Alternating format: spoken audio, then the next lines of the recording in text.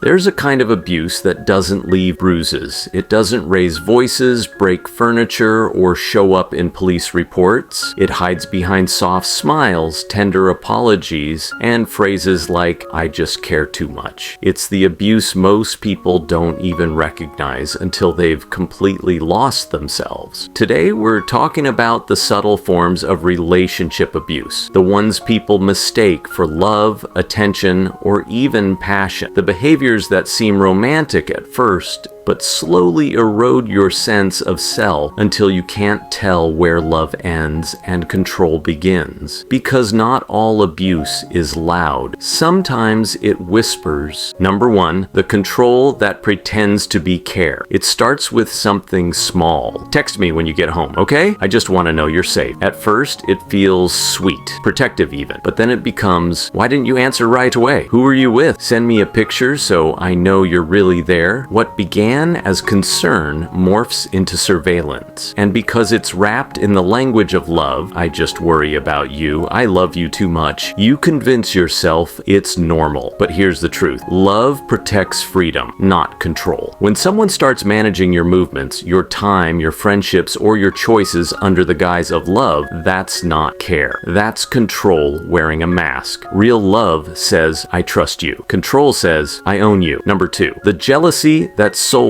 as passion. Hollywood taught us that jealousy means love, that a little possessiveness is proof of how much someone cares. But jealousy isn't passion. It's insecurity disguised as romance. It looks like the partner who gets angry when you dress up nicely, who accuses you of flirting when you're just being polite, who insists that if I didn't love you, I wouldn't care. Here's the hard truth. Jealousy doesn't protect love. It poisons it. Healthy love celebrates your confidence. Toxic love punishes it. And anyone who makes you shrink so they can feel bigger doesn't want a partner, they want control. Number 3, the over-apologizing abuser. This one is tricky because it plays on empathy. You confront them for hurting you and suddenly they collapse in tears. They tell you how broken they are, how much they hate themselves, how they never meant to hurt you. And for a moment, you stop being the one who's hurt. You become their caretaker. You're comforting them for the pain they caused you. That's emotional sleight of hand. It flips responsibility so subtly that you start feeling guilty for standing up for yourself. An apology without change behavior isn't healing. It's manipulation. Real remorse doesn't perform. It reforms. Number 4, the support that slowly becomes dependence. At first you feel needed. They come to you for comfort, advice, encouragement. You feel important, even heroic. But slowly, the balance shifts. Every problem becomes your responsibility. Every bad day, every mood, every mistake, you're expected to fix it. And when you can't, they sulk or withdraw affection. This isn't love. It's emotional dependency. And it's dangerous because it teaches you that love means constant caretaking, that your worth depends on keeping someone else from falling apart. Healthy love supports. Toxic love drains. Number 5, the perfect partner who never argues. It sounds ideal, right? A partner who never fights,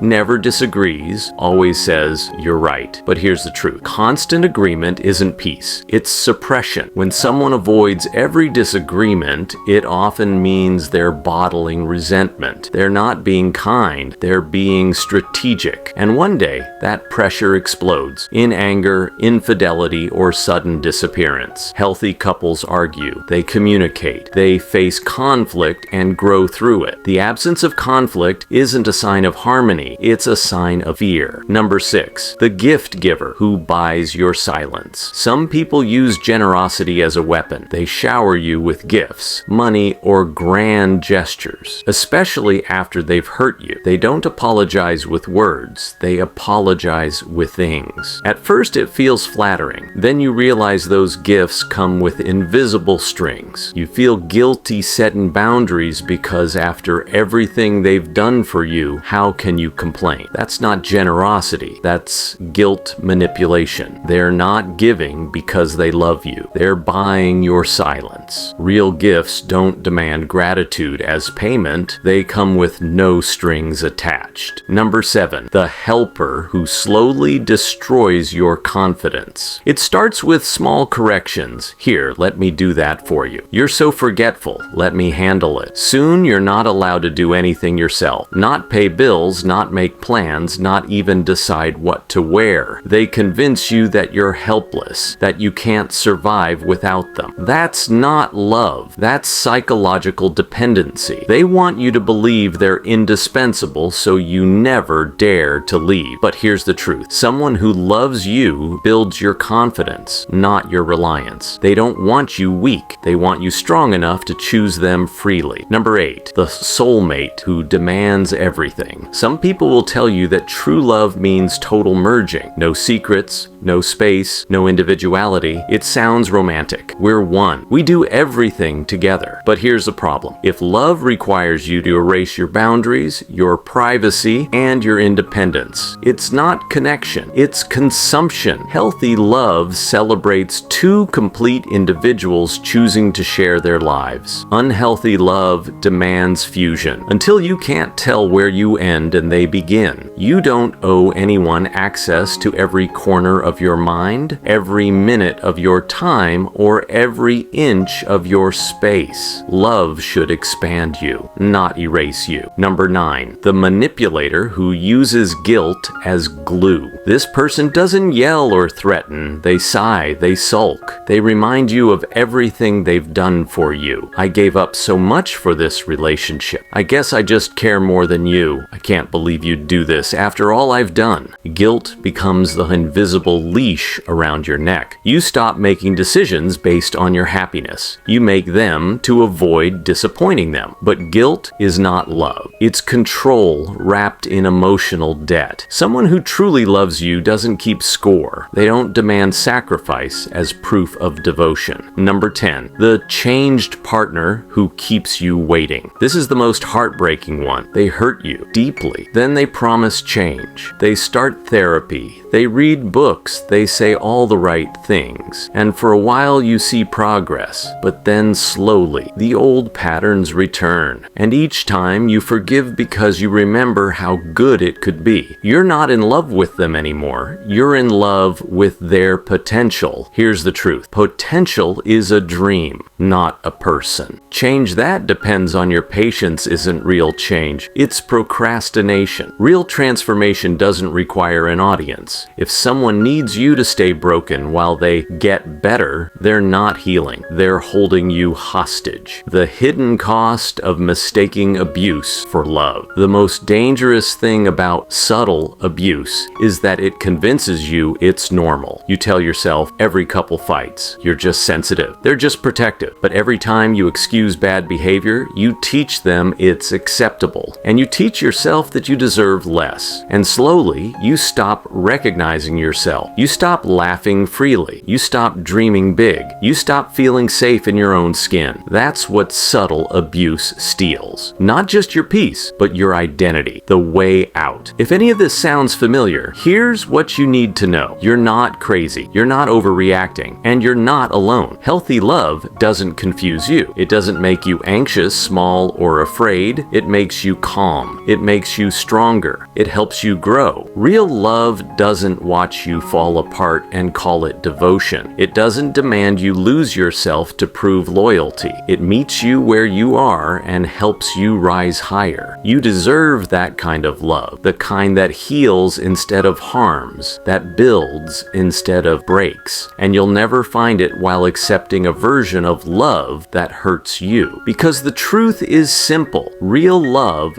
doesn't destroy you to keep you. It frees you to become more of yourself.